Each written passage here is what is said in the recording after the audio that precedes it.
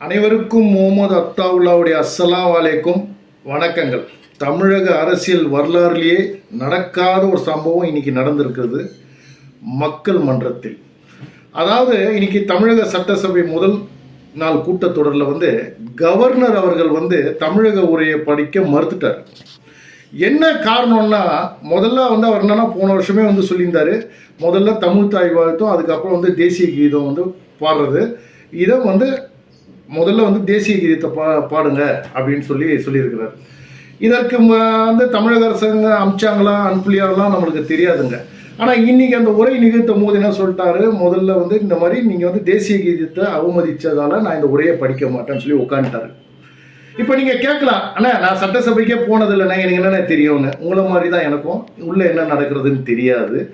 அதே நேரத்தில் உங்களுக்கு தெரியும், ஆண்டாண்டு காலமாக கவர்னர் ரப்பர் ஸ்டாம்ப் மாதிரி தான் நம்மளுடைய மாநில அரசு யூஸ் பண்ணினே வந்தாங்க. ஏன்னா கேள்வி கேட்க முடியாது, அவங்க என்னென்னலாம் கொடுக்குறாங்களோ அப்படியே அந்த ஆளுநர் ஒப்பிக்கணும். இதை தான் எதிர்பார்க்குறாங்க எல்லாருமே.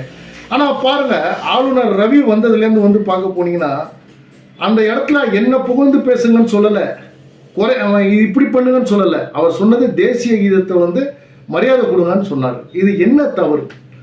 ஆனால் மரபுகள்னு சொல்கிறாங்க, சரிங்க, மரபுகளை ஏற்றுக்கலாம். ஆனால் அப்பாவு பேசினார் பாருங்க, இவங்க சாவர்கரும் கோட்சேவுடைய வழியில் வந்தவங்கன்னு அதை குறிப்பிட்டது தான் அவங்க பெரிய தவறு. அதற்கு என்னுடைய பெரிய கண்டனத்தை தெரிவிச்சுக்கிறேன் இந்த தமிழக அரசாங்கத்துக்கும் அப்பாவுக்கும். எதுக்கு எதை நீ முடிச்சு போடுற? என்ன சொல்ல வரீங்க? நீங்க பண்ணாதெல்லாம் பண்ணு, அது என்னன்னா இன்னொருத்தர் வாயில ஒப்புதல் கொடுக்க சொல்றீங்க. அது அப்பாற்பட்டது. ஏன்னா மக்களுக்கு புரியும்.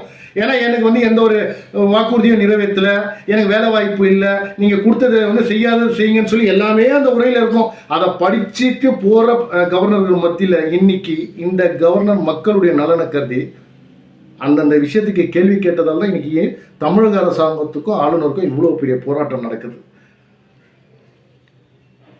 நான் கேட்குறேன், நீங்க சொல்ற மரபை ஏத்துக்கிறேன், ஆனா சாவர்கரையும் இதுல கோட்சேவை கொண்டு வர வேண்டிய அவசியம் என்ன? இன்னைக்கு மத்திய அரசாங்கம் சப்போர்ட்ல தான் ஆளுநர், அதாவது பிரதமர் மோடியும் அமித்ஷாவும் பக்கபலமா இருக்காரு, அதனால தான் இவ்வளவு எதிர்றாருன்னு பேசுறீங்களே. நான் உங்களை நினைவுபடுத்த விரும்புறேன். மக்கள் கொஞ்சம் சிந்திக்கணும்.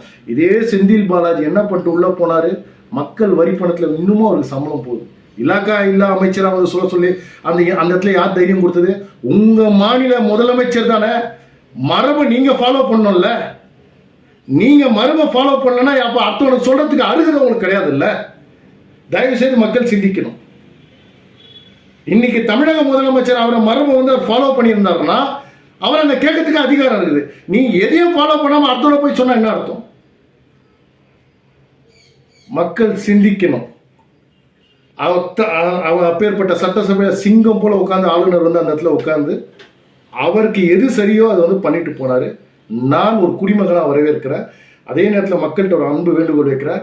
நான் ஒரு யூடியூப் சேனலையும் ஓப்பன் பண்ணியிருக்கிறேன், எம்டி அத்தாவுல்லா டாக்ஸ். எந்த விஷயமா இருந்தாலும் சரி, அது ஆளுங்கட்சியாக இருக்கட்டும் எதிர்கட்சியாக எந்த கட்சியாக இருந்தாலும் எந்த கருத்தாலும் மக்கள் மத்தியில் சேர்க்க வேண்டியது என்னுடைய கடமை. நிறைய பேர் இப்போ என்னை அலைபேசியில் தொடர்பு கொள்கிறாங்க. உங்களுக்கு எந்த பிரச்சனையாக இருந்தாலும் நீங்கள் அதை தெரிவிக்கலாம். அதற்கு உண்டான பதில் உங்களுக்கு கிடைக்கும். ஜெய் ஹிந்த்.